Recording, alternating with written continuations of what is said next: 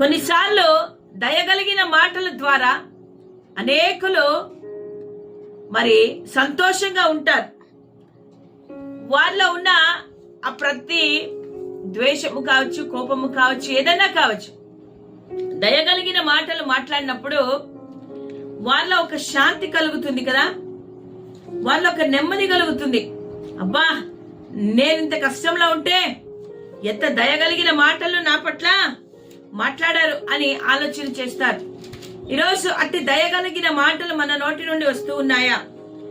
సామెతల గ్రంథము 12వ అధ్యాయము 25వ వచనంలో ఒక మాట రాయబడి చదువుకుందామా?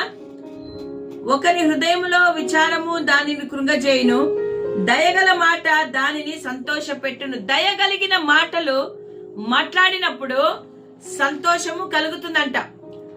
ప్రేమ కలిగిన వాడు దయ కలిగి